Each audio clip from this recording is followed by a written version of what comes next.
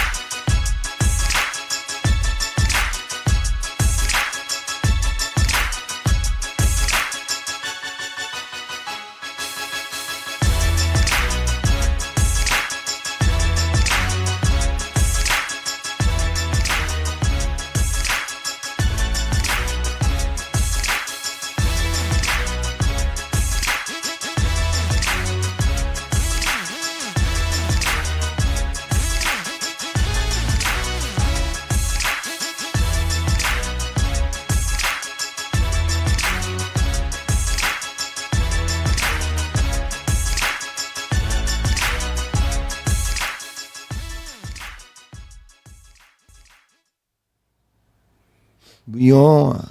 It's Falasophy, man. And this is my philosophy. So we call it Falasophy. And we got a little since we were kids. Yeah, that is. I don't know where the time went. But like, I'm going to just say it because y'all know I'm real. Listen, bro. This nigga was getting a whole jump off in high school, bro. Like, real right. Listen, in high school. I ain't gonna say you. I ain't gonna say the other guy. I ain't gonna say other guy, right?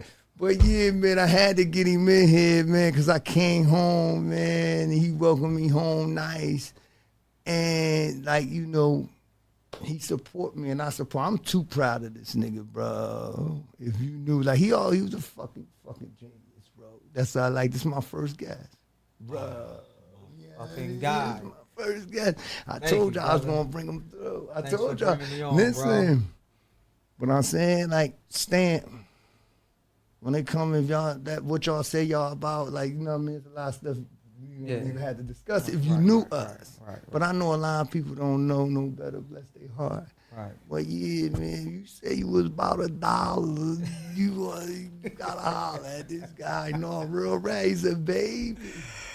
You got $1, you about a bitch, you about a whatever, bitch. Like, no, we breed some nice guys in the hood, and Ro was one of them. Yeah, man. So. Yeah, man. What a time. Still a time. But what a without time. A doubt. Without a doubt. Was a time. I mean, we're in another time. Yeah, we glad that we still around, right? Still around, bro. We did a little time in the jail. I did a lot. We did a little something compared to what you did. Yeah, I mean, but it did enough. I did enough. Motherfucking right. I didn't need to do no more. Mm-hmm. I did enough, bro. Listen, you did more than what I needed to do. What would you want to tell the people about yourself first before I start, questioning you about? You know what I'm saying? Just a black man, riding this wave, trying to steer the surfboard in the direction in which I needed to go in, because most of us just like riding and washing up on whatever shore the wave taking us. But yeah, I just life ain't easy for nobody. Definitely wasn't easy. I know a lot of people may see the finished product, but for the most part, like, man, the grind is real, and you just gotta stay on it. You know what I'm saying? Be intentional about every decision, and I'm just a thinker.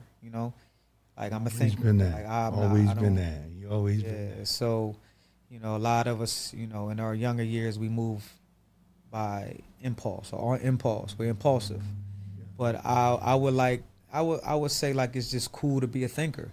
Like it's okay to be a thinker in your young age. Like I dodged all my distractions, so I'm one who getting to where I'm trying to go by dodging my distractions and being a thinker. And it's cool if you young just to think, like think your way out of some shit. Like that's what the motherfuckers for. That's what that thing. Yeah. That's what this motherfucker's for. You ain't just supposed to do whatever the fuck any whim volition you come up. No, use it. Yeah, I thought my way. I thought my way out of some shit. That's just it. I really pondered and thought. So like even before we turned the mics on, you was put me on like the Game of Thrones. I never watched it, but I was. Because I think for me, like TV and entertainment be a distraction. And that'd be like some useful time. Like, for instance, like when we was down in them cells, right? I had a TV, you had TV. But whoever my cellie was, they was always kind of like mad at me. Because if you ain't had your own TV, I'm watching C-SPAN. You know what I'm saying? I'm watching like C-SPAN 1 and 2 and WHYY. So that was like the only stations my TV was on. Mm-hmm. I wasn't really spending too much. Okay, I did watch Love and Hip Hop with the girls for the girls, right? But outside of that, I didn't really want to be entertained. I wanted to be informed. Mm-hmm. So no, but that is you are being entertained. The mind wants to be entertained, but it's all about what it want to be entertained with. Information. That's your entertainment. That was my entertainment. Yeah. So infotainment. Yeah, exactly. I need, what I'm saying? That was my choice of entertainment, like being informed. Yeah, I want to say so. I remember listening. I was in the Bing, right? A lot of people think because I did all this time in the Bing and I come out and I be on my soapbox, right? They think, oh, he went to jail. He read a lot of books. So now I'm like, nah, I was smart before I went there. Nah, you was always a smart bull, though. Yeah, but I did read in the Bing, though. I did read a lot of shit in the Bing, bro. I did. What books what was your top book? Like, what was your? I can't say. I don't want to know all of them, but like, what's your top three? I'm gonna tell you one, John, that I always tell people. This is what Falasophy is about. I say I've been here with my guy. You know what I'm saying? I forgot to tell you what I'm about, but listen. Falasophy is about, right, getting people to open their mind, free their mind, because you think you got it figured out and you really don't. Trust me. But it was this one joint, right? I ain't going to say it was the best book, but top 5, right off top 5. And I did 5.5 before, and I did 22 years. So I've read Destruction of Black Civilization. Definitely got to be the top 5. Chancellor Williams, John.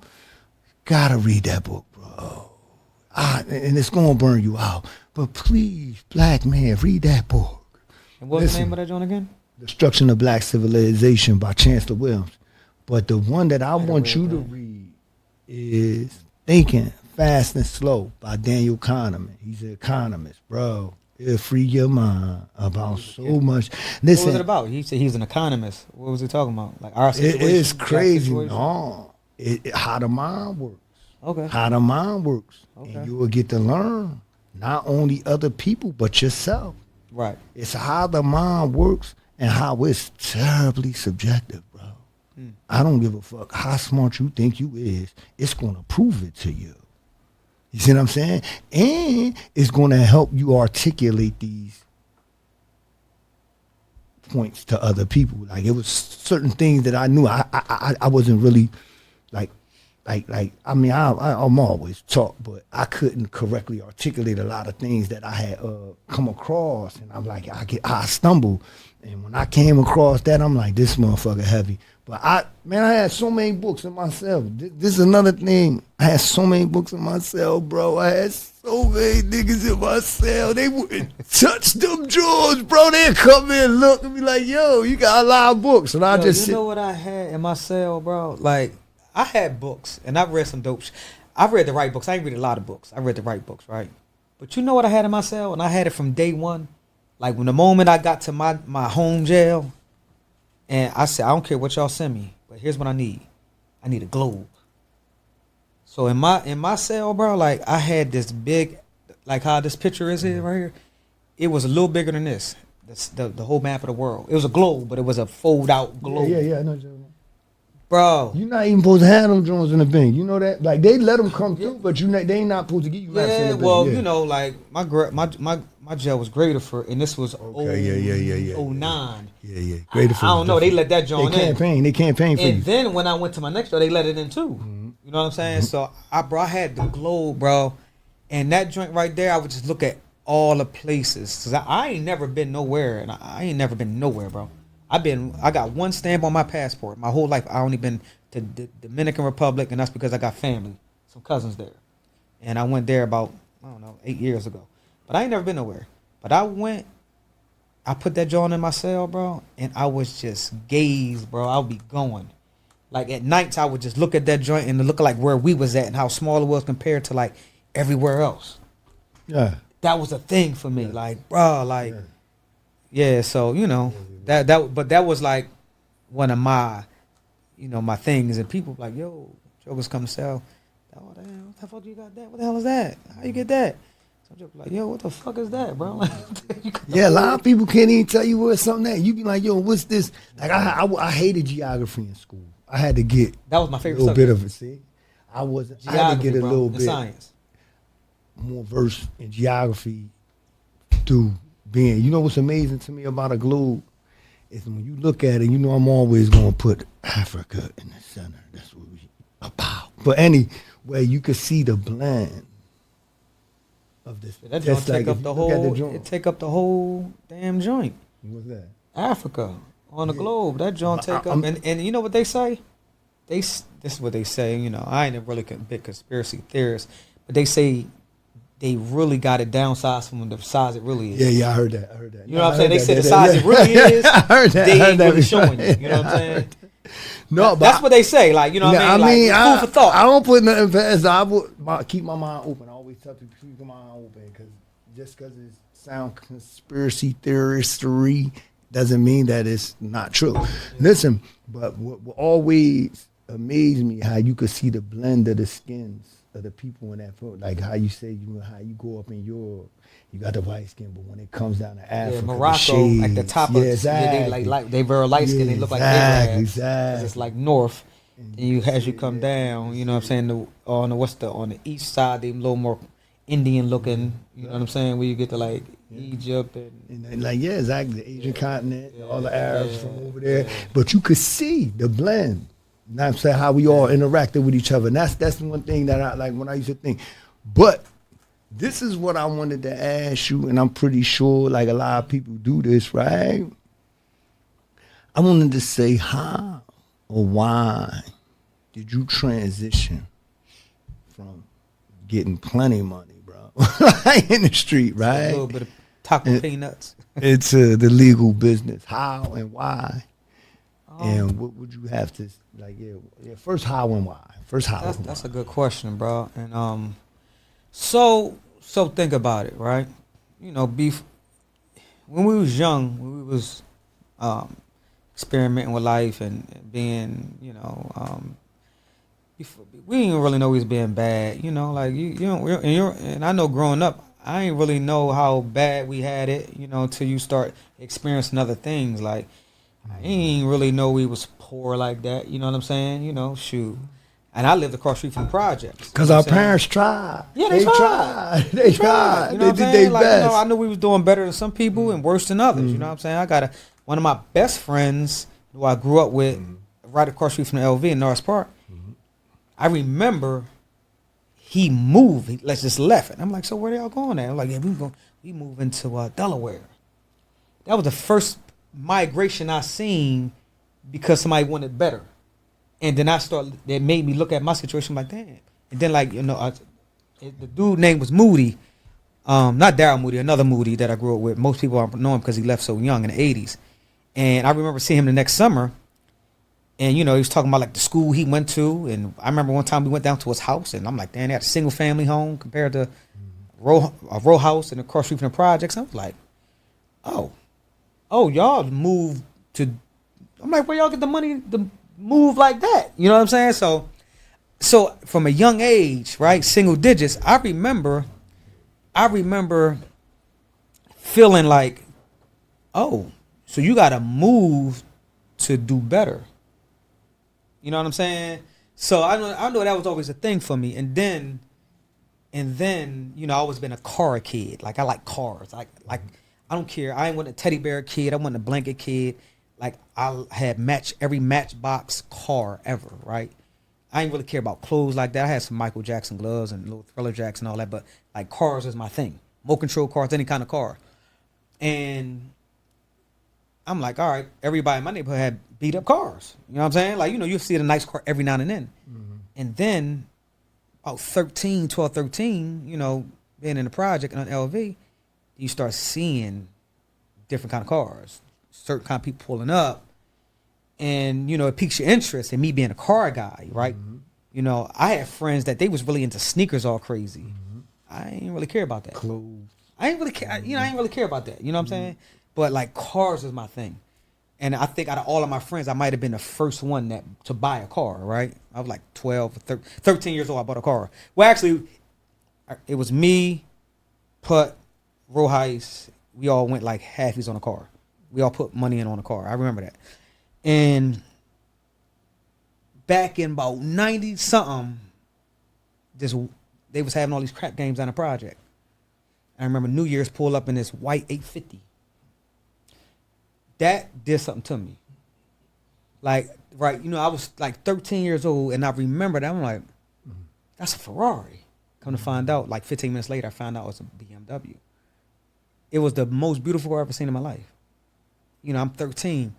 And I'm like, all right, I know these dudes are doing something. Mm-hmm. But I'm still I ain't really been tainted yet. Mm-hmm. You see what I'm saying? You know, I'm just figuring like this is just natural stuff. Mm-hmm. You know what I'm saying? So it only take one summer for you to change go from a boy to a man. And I think like the following summer, 13 years old, we got introduced to the streets. Right, streets. And like, yeah, if you want to drive cars like that, you know, like you got to be doing this. And that was the message we was receiving. Even going to school, doing all this boring ass homework. Mm-hmm. You come home and you be like, all right, you seeing people that's successful already. I'm like, God damn, what did they do? Yeah. And we figured it out real quick. Easy money. And then easy money. And then it was, you know, then we got recruited. Yeah. You know, that's how it happened. We got recruited. I got recruited. You know, I think I was like one of the cool kids, and I think I was a little more mature than the dudes I was rolling with. Mm-hmm. And I literally got recruited. I think I was probably one of the first ones that like, oh, youngin', you out here in these streets now. You pack, da-da-da-da. You remember who it was? I know you do, but don't say his name. Don't say his name. Don't say his name. I remember exactly who it was. You remember what he gave you? I remember exactly what he gave me. Yeah. I remember breaking it down on Booker T Playground at my kindergarten. So I'm 13. I just was in Booker T a couple years ago. Mm-hmm. Bro, I got an 8-ball, bro. We broke the pack down on Mrs. Butts, the back steps from the kindergarten classroom door, bro. It was like 4 of it. It was my pack, but everybody was helping me bag it up. It was the wildest thing. So, and I think the rest of them had like fake drugs. I was the only one that had real drugs. Mm-hmm. Like they was beating people. Yeah. Like I had real drugs. Because the union was getting money, bro. Listen, y'all don't understand. This is it. The LV, we was getting money too, but the union was crazy. It was so much money down that joint, bro. Ridiculous. It was so many niggas was getting money down there. It was niggas getting bricks hustling on a corner. So my fault. No, but no. So here's what I would say, right? I still was getting allowance from grandma. Okay. From my grandma. You know what I'm saying? Rest in peace my mom, rest in peace my dad. My grandmother raised me. You know what I'm saying? You know, my mom and dad had some stuff going on. My grandma raised me, right? And you know, grandma, you can get away with anything. You know what I'm saying? My whole family lived across from the project, so it wasn't no problem with me being over the project. You know what I'm saying? So that's where all influence was going on. You know what I mean? Good, bad, ugly, whatever. All influence. Yeah. So at some point in life, I'm still going to school. My favorite, I remember we had a teacher called Mr. Tavakalian, Mr. T, distributive education. It was basically marketing, distribution, business, and all of that. And these are like the when you was picking the classes, these are the class. This was Votech. So, we went with the smart people. We was the Votech. We was going to get our hands dirty and like go out and whatever. I love that class. Mr. T loved us. So the more I learned about legitimate business and selling shit, right? He was teaching us marketing, distribution. I'm like, it's the same thing I'm already doing. That already. We learned that firsthand. Yeah. I'm like, we're doing it. Like, I'm already taking nothing, turning into something. And taking risks at the same time. And you ain't stay on that ball game for long. Man, we graduated. I remember my first pack. I got 10 for 60. I remember I got 10 dimes for $60. I owed him $60 back, but the dime, I remember who it was. Shout out to my guy Sally Weiss. He's the first nigga Celine. Everybody know him. Big nigga, the big beard. He gave my first pack, right? $10 for $60. Perry Building wasn't nothing to sneeze at, bro. I promise you that. Listen, the dimes were so big though, right? When I bust them out, nobody thought they was dimes. So I sold every dime for more, either $15 or $20. I remember, and it's crazy because I remember I got into the game for a pair of sneakers. See, all I wanted was a pair of sneakers. The money came so fast, I forgot all about the sneakers. All about the sneakers. Real right. I remember it was like a week or two later. He be like, Falan, you always hustling out here. He's like, what the fuck? Why you got them sneakers on? Like, why you ain't gonna? I look down at them same sneakers that I didn't want. I'm like, ain't nothing wrong with my sneakers. I'm in this money. Then like he forced me. But go ahead. I wanted to know. Okay. So the thing was, then you go to jail, right? And he be like, all right, this is real. You young, you go to jail, right?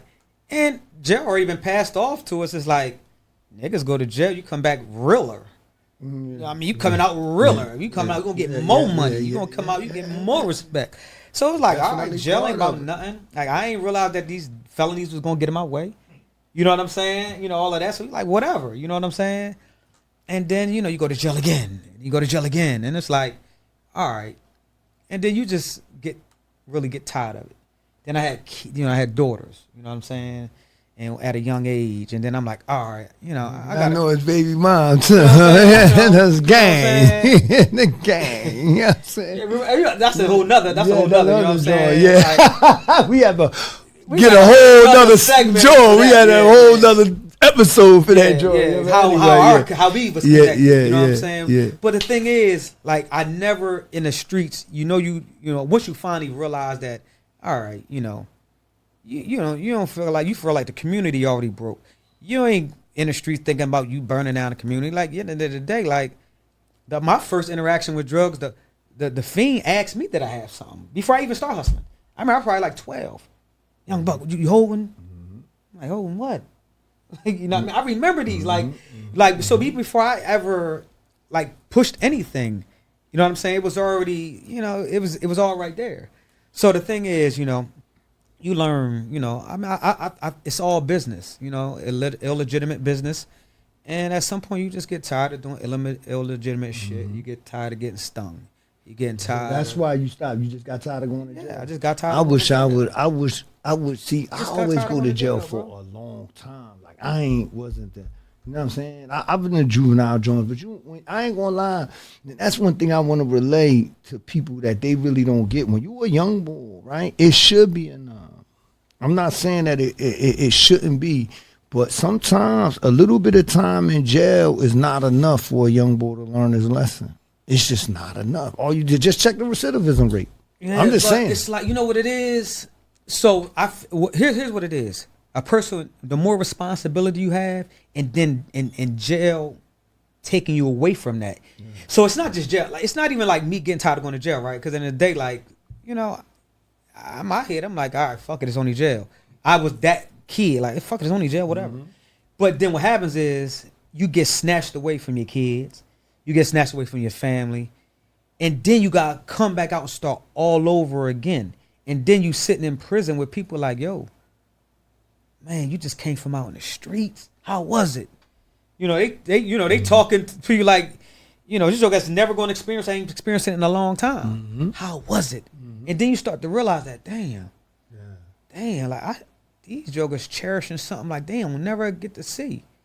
You know what I'm saying? My first bid, my jail was Rockview, and it was a life for old head. He was a little shot out, but he was a real intelligent motherfucker, and he gave me all my books. You know what I'm saying? He gave me all the books, and he used to just talk to me like, yo, youngin', you ain't like these other motherfuckers. I already know. You ain't, and they used to say, old head shot out, man. Old head shot out. But like me, I'll listen to him. Yeah, they don't know no I mean, his cell was right next to mine. You know what I'm saying? He had a single cell. Everybody was doubled up. You remember his I name? can't remember his name, bro. This was 1998. Yeah, that's my whole life. Bro. My whole life. Old head put me up on pimping, bro. I can't remember his name, but he was FOI boy. He was down. Back then, he was already down for like 28 years. Mind you, that was almost 28 years ago. You know what I mean? And bro, he gave me all the books, bro. He just was like, how was it out there? The motherfucker asked me, how was it out there? And you'll be right back out there like, yeah, man, will you? And I remember that, like, damn. Yeah. You know what I'm saying? And that shit always stuck with me. And I was just like, damn, that's crazy. My daughter, she out there by the time I get home, boom, boom, boom, boom. And then I remember coming home. And I really took, when I came home, I said, I ain't selling drugs no more. You know what I'm saying? And I came home, bro. I got a job down in Union. Everything was going good. And then got distracted and influenced again, you know what I'm saying, by the culture, you know what I'm saying? And fell right back into it because at the end of the day, like, I still got goals and dreams and nobody taught us how to do it the right way. And you be like, $100,000 can change a person's life. $20,000 can change a person's life. And I'm sitting in jail, like, and I'm supposed to come home and do it the right way, but I'm like, you know how many times I touched $100,000? Like, you know what I'm saying? Like, that's nothing. So I'm just like, I gotta go out and slave, make $60,000 a year, and I'm still gonna be broke, and I'm still gonna whatever. And I'm like, all I gotta do is make a bean, and I can invest that, go get some crib, and then you put the plan together, and you go get busy. But the thing about it is, you get caught up. You forgot about the plan. Now you stuck out there. You still out there. You stay out there. Them bitches stopping. Like, hey, you know what I mean? The bitches. You know what I'm saying? The whole allure. Everything. You know, Jay-Z, the realest Jay-Z song ever is the allure. It's the allure of the game that keeps calling my name. Like, it's like you get stuck in it. You know what I'm saying? And all humans go through it. You know what I'm saying? People that never did this, their allure for something is grasping onto them. But for us, coming up, how we came up, it's the lifestyle. It's the lifestyle. And it trap you, bro. The next thing you know, you back in there talking to another old head. But the problem is now, the second time I go to jail, I'm no old head. I'm coming in, it's young boys like, what's up, old head? Like, Now I'm the old head. They start calling you old head when you 30, bro. You be like, yo, bitch. How the fuck old head? So I'm just like, now I got 2 kids and I got one on the way, and I'm like, damn. I can go back to a woman where I should have sat my fucking ass down. Got distracted. You know what I'm saying? And just like, so having to come back home and start all over again. I said, nah, we're gonna do it. We're gonna do it different this time. No distractions. So the only thing I really focused on was like, yo, listen, just the distractions is the most profound thing. Because we're all of us got it in us to bust the moves we need to bust, do what we need to do. If we take the distractions out the way, the things that you blowing money on, the things that you blowing time on, I made sure I ain't do none of that. And that's how I got to where I'm at now. No distractions. Easy money. Yes. It's a lot easier said than done, though. Like, real right. And like, I came out here and I fucked up, and I'm probably making more mistakes. But like, if you created that plan, like, and not, as long as you don't get distracted. Some people they still be dabbling. You know what I mean? To keep themselves afloat. But I know you and I know what you doing. I see how you working. I see how he working, and I'm like, yeah. Like, and the motherfuckers be hating on you, bro. They thinking you cheating. I'm like, bro, no, he good. Just because they can't do it. It's consistency. It's cutting out them women. It's cutting out trying to be him. Like, everybody going trying like. I promise you. Like, you put a solid plan together. I thought about all the money I used to blow. And it don't take, if you got a strong plan, the less money you need to get it going. If you got a weak plan, the more money you need. If you ain't got no plan, you feel like you need it all. Like, you got a strong plan. Listen. Say that again. Hold up. Say that again, bro. Say that again. You got a strong plan, the less capital you gonna need to get that plan going. If you got a mediocre half-ass plan, you're gonna need a little more money. If you ain't got no plan, you're going to feel like you need all the money, and you still going to end up in a bad situation with no plan. You see how I've already won this joint? You see how I've already won this joint? You know what I wanted to talk about? What's that? The homecoming joint. The homecoming joint. That joint was jumping. Like, you know what I'm saying? How did that happen? How did the homecoming joint ended up coming off so crazy? Hold up. And how the young boys ain't fucked that up. I never seen young boys in Chester get out, congregate all these people, and ain't not one shot got shot. Respect to the youngins, bro. The young little homies, bro. Nephews and all them. I just want to say thank you to the Neffs, all the youngins from every hood, because y'all know how to keep y'all composure. And y'all know how to hold it when it comes to this homecoming, especially over town with Duo. It's the little girls. It's the girls, man, that's so mad and so angry. That I was doing security, bro. They so angry, bro. Nobody's so mad, bro. That's the first thing I noticed when I came home. Why is everybody so angry? Well, you know what? They got this show called Baddies. Baddies. They think this.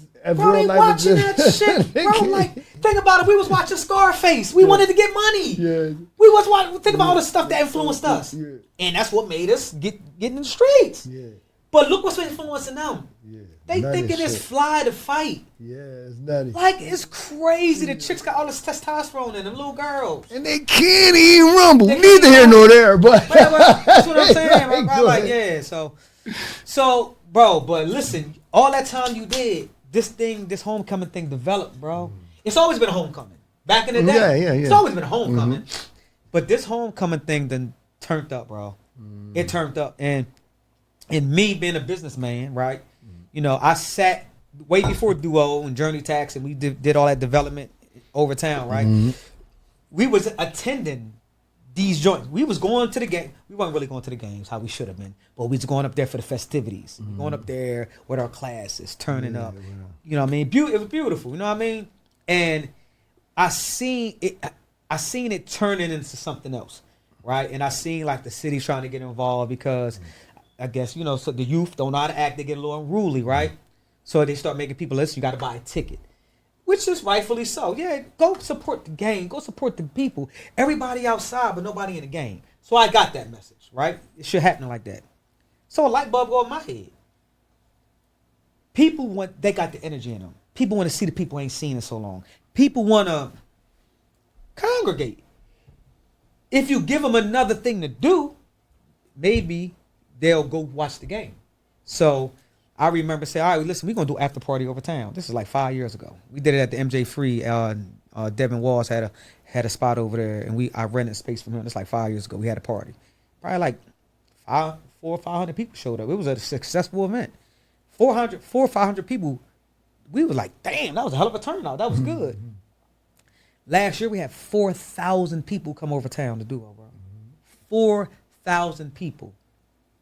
It's crazy. Yeah, that's what I'm trying to say. How did that go off? Like, it just took off on its own? So this would be like, so Duo is 4 years old, 4.5 years old, right?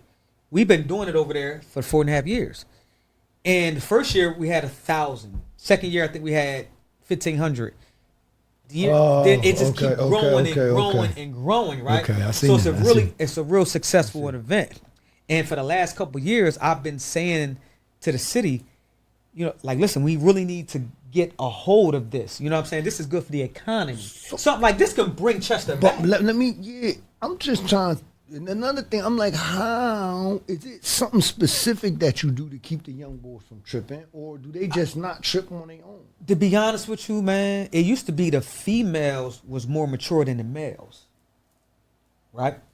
But it's like vice versa. The roles are switched now, because the guys, the young bucks, they out here, right? You already know the culture out here. They getting money, jokers are shooting, right? A lot of jokers been going to jail.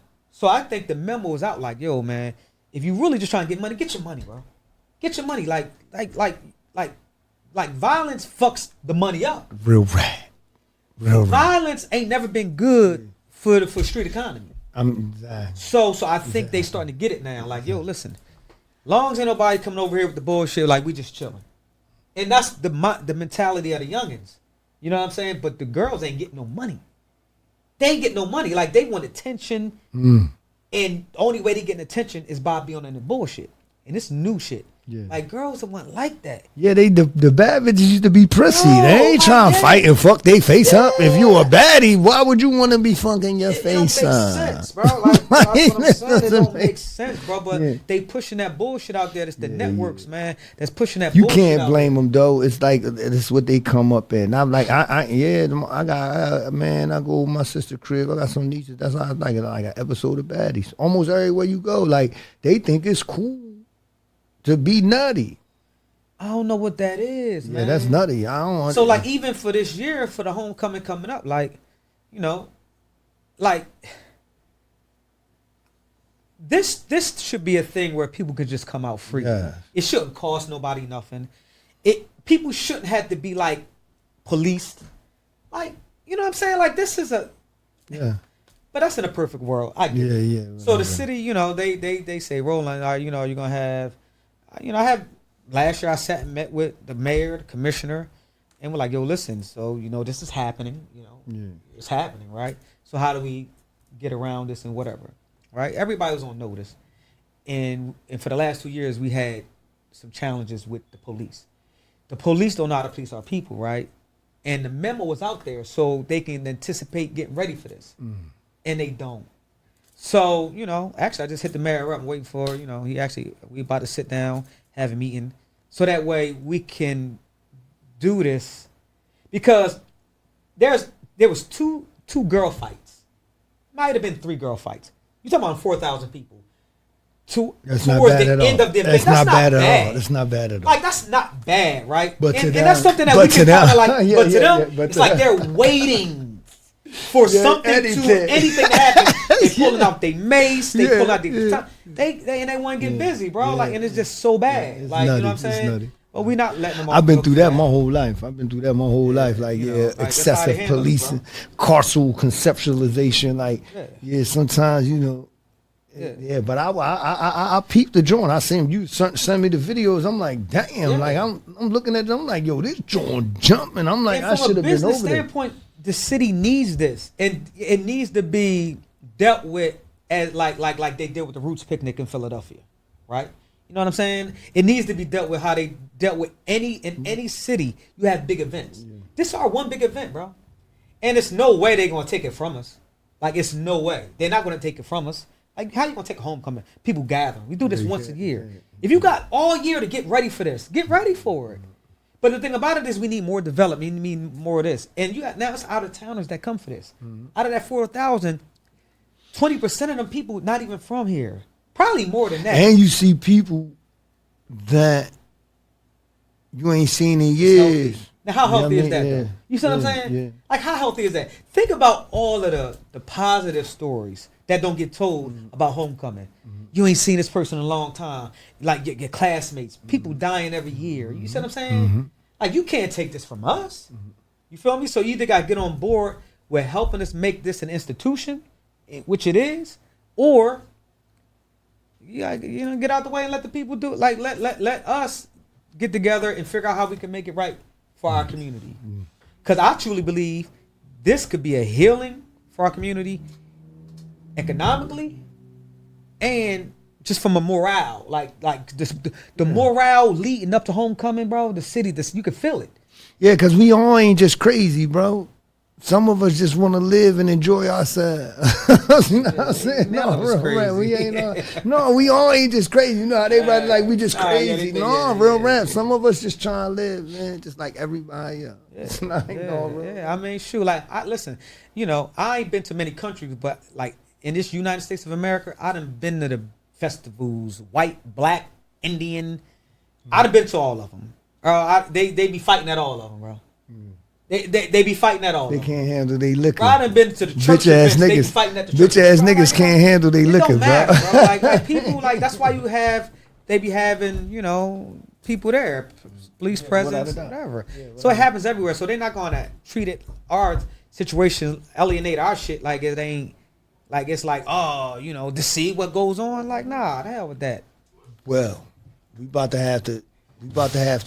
This is my guy. He got the joint up Philly too. He got the duos up Philly. I went up there, man. Where you know, you could go get 3 tacos for $10 Saturday night. That joint. $9 plus tax. $9 plus Listen, tax. it was jumping, yo. We was up there. It was jumping. We had a ball up there, and go check him out. My guy Ro. Check Falasophy, but I gotta do my drink. Every time, you know, this at the end. I gotta do this joint. Listen, like, you don't rap no more. Remember you used to rhyme back in the day? Rap, man. He used to be in the studio and everything, bro. He used to go to the studio and everything. You know what I'm saying? Yeah. But watch this. When you to pull me out. When you love shit, then sometimes it blinds your vision. But you see clear, confined inside the prison, trapped physically. But the mind is never tied down. So thoughts and memories kind of intensify now. So sometimes I fantasize, because what's real just ain't enough. So I dream. And I really don't feel like waking up. And I can fill this paper up. Trying to explain it how I do it, you know that I should be famous. But the sun don't shine. When mommy get knocked up and daddy ain't around, you know, probably he locked up. And while we grow, they probably don't show they care as much. And how we wildin' got so violent, they both be scared of us. But how you think your kid would listen when you don't even got good discipline? He be round hood niggas and they show him a lot of money. Say go get a job that's funny. He opened the kind of honey he thought he could never get before he was selling shit. So now he speaks more eloquent, and they paying attention because he seems more relevant. So how could he stop? It's like not taking a sip after the bottle been popped when you already fucked up, loving it all. Try and grab a hold of something, stumble and fall when deep down you always knew that something was wrong. Even as your desire strung you along, I say it's destiny. But some say it's bad luck, especially when they get back up. But sometimes you don't get to get back up. You could definitely wind up learning the lesson that's final. And once you get that rough, you could be dead for you find out answers to questions that I know. That's why I give you something to listen to, make you think. And probably wish you wasn't a criminal. It's fraud. And this is Falasophy, bro. I'm outside. Y'all come check me out, bro. Every 10 a.m. Youngins, find something else to sell. That's all I'm going to say. That easy money, right? Stop selling that shit. Find something to sell that ain't gonna send you to jail. Yeah. That's it. Yeah. Check me out. That's it, baby. That's it. Thanks for inviting me on, my guy.